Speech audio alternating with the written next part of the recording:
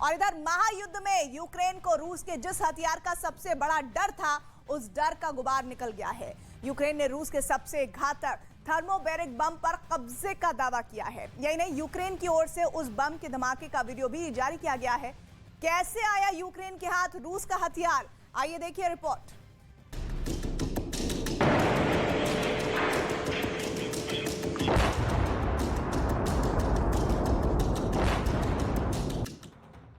रूस के सबसे घातक बम की पहली झलक।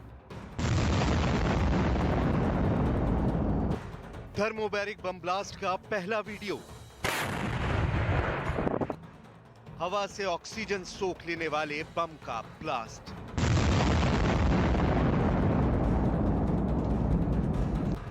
ये रूस के सबसे घातक बम की तस्वीर है, जिसकी अब तक महायुद्ध में सिर्फ चर्चा हो रही थी। पुतिन पर आरोप लग रहे थे कि उन्होंने युद्ध के दौरान किलर थर्मोबैरिक बम यानी वैक्यूम बम का इस्तेमाल किया। लेकिन अब पहली बार यूक्रेन की ओर से दावा किया गया है कि उसने न सिर्फ रूस के एक थर्मोबैरिक बम को अपने कब्जे में लिया, बल्कि उसे कैमरे के सामने नष्ट कर दिया। रूस का थर्मोबैरिक बम TOS-1 और TOS-1A कहने को गैर परमाणु हथियार है, लेकिन दुश्मन के खिलाफ इनका इस्तेमाल बड़ी तबाही मचाती है। यही वजह है कि जिनेवा कन्वेंशन के तहत थर्मोबैरिक बम का इस्तेमाल बैन है। यूक्रेन के दावे वाले वीडियो में जैसे ही थर्मोबैरिक बम का ब्लास्ट कराया जाता है, वैसे ही बम का गोला हवा में फायरबॉल की तरह अनियंत्रित होकर घूमता है और फिर चंद पलों में बड़े धमाके के साथ पूरा इलाका आग के बवंडर में पूरी तरह घिरा नजर आता है। थर्मोबैरिक बम को इसलिए भी घातक माना जाता है क्योंकि ये वातावरण में मौजूद हवा को ही ईंधन के तौर पर इस्तेमाल करता है। ब्लास्ट होते ही आसपास की हवा में मौजूद ऑक्सीजन को सोख लेता है। थर्मोबैरिक बम ब्लास्ट के बाद तापमान इतना ज्यादा बढ़ जाता है कि आसपास की चीजें पिघलकर गैस बन जाती हैं। इस बम के इस्तेमाल से करीब 300 मीटर के दायरे में मौजूद किसी भी इंसान का बचना नामुमकिन हो जाता है। रूस का ये बम पूरी दुनिया में कुख्यात है और दावा किया जाता है कि युद्ध के मैदान में रूस इसका कई बार इस्तेमाल कर चुका है। इनमें अफगानिस्तान युद्ध, चेचेनिया युद्ध, इराक वॉर, सीरिया की लड़ाई शामिल है। यूक्रेन के दावे वाले इस वीडियो पर रूस की ओर से फिलहाल कोई प्रतिक्रिया सामने नहीं आई है। हालांकि यूक्रेन ने अब तक ये साफ नहीं किया है कि उसने रूस का ये कथित थर्मोबैरिक बम किस इलाके से बरामद किया। ज़ेलेंस्की की एक जिद की वजह से यूक्रेन पर रूस ने हमला कर दिया। ये जिद थी यूक्रेन को नेटो में शामिल होने की, और अब ज़ेलेंस्की नई जिद लेकर बैठ गए हैं। ज़ेलेंस्की चाहते हैं कि यूक्रेन को जल्द से यूरोपियन यूनियन का मेंबर बनाया जाए। इसको लेकर उन्होंने पश्चिमी देशों को कहा कि सदस्य बनने में कोई भी समझौता नहीं होगा। ज़ेलेंस्की की यह जिद कितनी कामयाब होती है, इस रिपोर्ट के जरिए समझिए।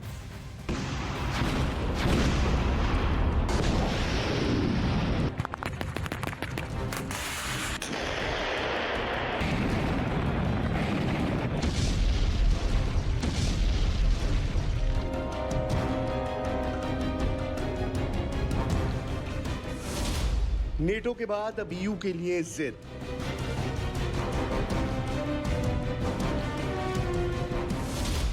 ज़ेलेंस्की अब कोई समझौता नहीं करेंगे। नेटो की जिस जिद ने ज़ेलेंस्की को तबाही के कगार पर खड़ा कर दिया, जिस नेटो में एंट्री को लेकर यूक्रेन के कई शहर तबाह हो गए, नेटो का सदस्य बनने की जिद के बाद रूस से दुश्मनी हुई, हमला हुआ।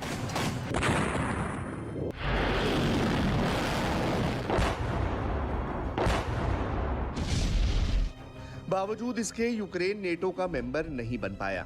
अब फिर से ज़ेलेंस्की झुकने को तैयार नहीं है। वो यूरोपियन यूनियन का सदस्य बनने की जिद पर अड़ गए हैं। इतनी तबाही के बावजूद वो कह रहे हैं कि यूक्रेन को यूरोपियन यूनियन का सदस्य बनना चाहिए। इस पर किसी तरह का समझौता नहीं किया जाएगा। EU का सदस्य बनने के लिए ज़ेलेंस्की पश्चिमी देशों के सामने अड़ चुके हैं। मौका था कीव में पुर्तगाल के प्रधानमंत्री एंटोनियो कोस्ट के साथ प्रेस कॉन्फ्रेंस का, जहां ज़ेलेंस्की ने कहा कि यूक्रेन को यूरोपीय संघ में शामिल होने के लिए आवेदन के किसी विकल्प की जरूरत नहीं, किसी भी समझौतों से काम नहीं चलेगा। दरअसल इससे पहले फ्रांस के राष्ट्रपति ने कहा था कि यूक्रेन के यूरोपियन यूनियन का मेंबर बनने में कई साल लग जाएंगे। मैक्रों का सुझाव था कि फिलहाल यूक्रेन को ईयू से सहयोग लेते रहना चाहिए। वहीं फ्रांस के राष्ट्रपति मैक्रों ने यह भी कहा कि यूरोपियन यूनियन से जुड़ने के लिए फिलहाल यूक्रेन को कई मानकों से गुजरना होगा। लेकिन ज़ेलेंस्की फ्रांस के राष्ट्रपति की इस बात से इत्तेफाक नहीं रखते। वो कहते हैं कि ईयू का मेंबर बनने के लिए जो जरूरी मानक है, यूक्रेन उन सब में खरा उतरता है। इतना ही नहीं, ज़ेलेंस्की ने यूरोपियन देशों को ये कहा कि ईयू में यूक्रेन को न जोड़ने से ये केवल यूक्रेन के साथ समझौता नहीं होगा, बल्कि पूरे यूरोप के साथ